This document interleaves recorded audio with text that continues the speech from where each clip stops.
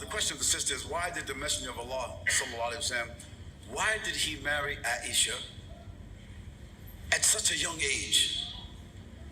And can we use that as an example for us to marry young girls the same age today? Is that right?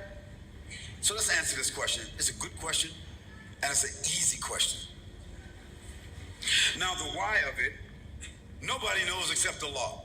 Because the Prophet ﷺ never married any woman except it came to him from wahi.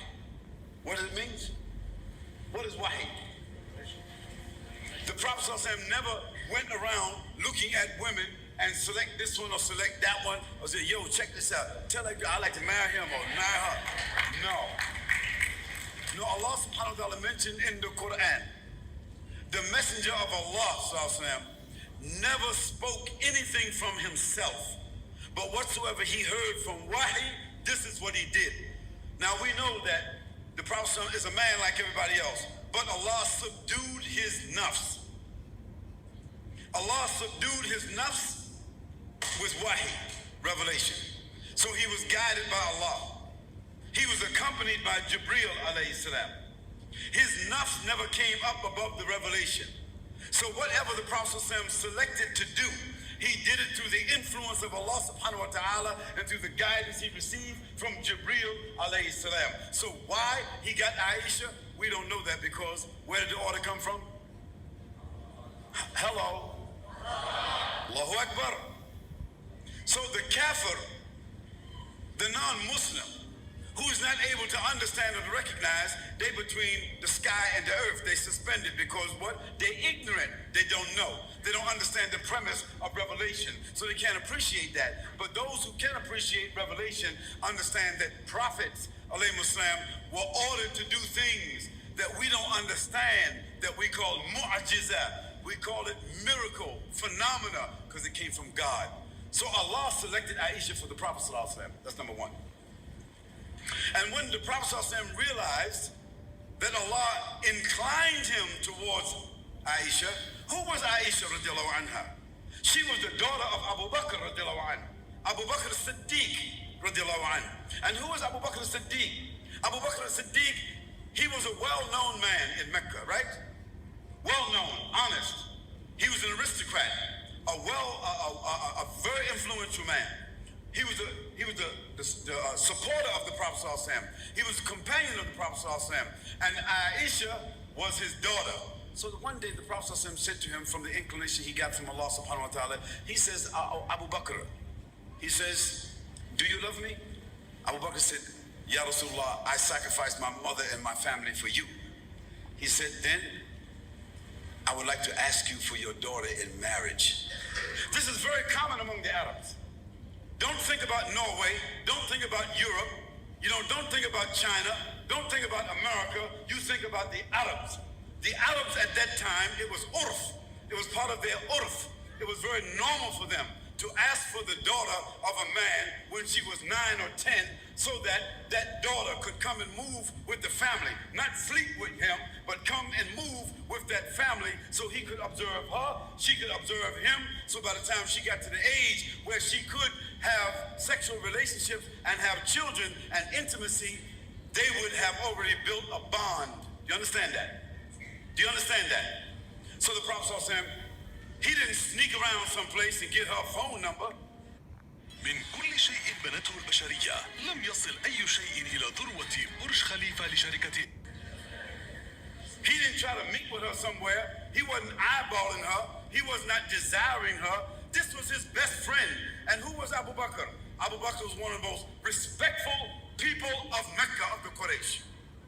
So if some crazy, foolish, ignorant, corrupt, hating people wants to call the Prophet ﷺ a pedophile, na'udhu billah, then this means that the mother of Aisha, the father of Aisha, Abu Bakr radiallahu anhu, and Hani, I forget his wife's name, that means they would have had to facilitate the Prophet ﷺ in having a pedophile relationship. Would that be correct? Could two respectful parents, could they have been guilty of something like that? Could Allah subhanahu wa ta'ala have inspired the Prophet ﷺ but somehow or another he fell out of inspiration and he did something like that? No, that could not be the answer. The answer had to be something different. So the Prophet ﷺ said to Abu Bakr, "Oh Abu Bakr, why don't you give me your daughter in marriage?" And Abu Bakr replied, he said, "Oh Messenger of Allah, but we're brothers." And the Prophet ﷺ said, "Yes, but we're not those kind of brothers."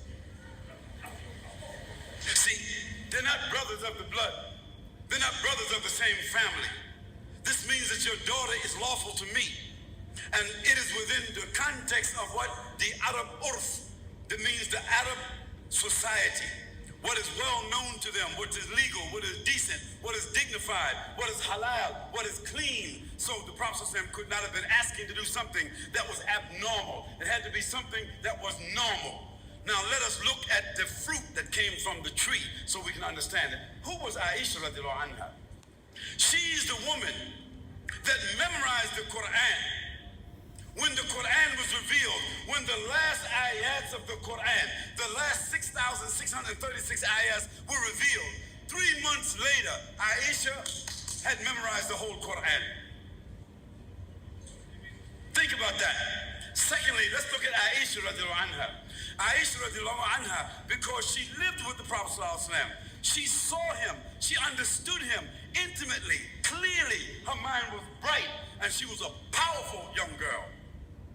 A very aggressive young girl. Powerful, aggressive, and deep and intelligent. Memorized the whole Quran. And guess what? She was holding with her when the Prophet ﷺ passed away at least 2,600 ahadiths that nobody else knew. And that's why after Abu Huraira radiallahu anha, nobody related to us more hadiths than Aisha radiallahu anha. So when you look at the product, when a girl is raped, when a girl is molested, when a girl has been involved in some pedophile type relationship, she becomes dysfunctional. She becomes, something different. She doesn't know herself. She becomes guilty. She becomes dirty. She becomes dysfunctional. And you see the result of it throughout her life. Is that correct or not? No, not our mother Aisha radiallahu anha. She was the teacher of 72 of the companions of the Prophet ﷺ and the Tabi'een and the Atba'a Tabi'een. She was their teacher, our mother. And when the Prophet ﷺ passed away, she was only 18 years old, which means she only was married to the Prophet ﷺ and lived with him 9 years. And when she died, she was a mother of the believers. Is that correct or not? Is that right or not? So that means nobody could marry their mother. So from 18 years old until she was 73 years old, she lived by herself teaching. Which one of the women could do that? So when the people talk stupid, give them some of that history so they can understand who she is. And when you understand who she is, you can understand the context of things. And so, sister, may Allah reward you for that question. It comes in a lot of places, but that's the answer.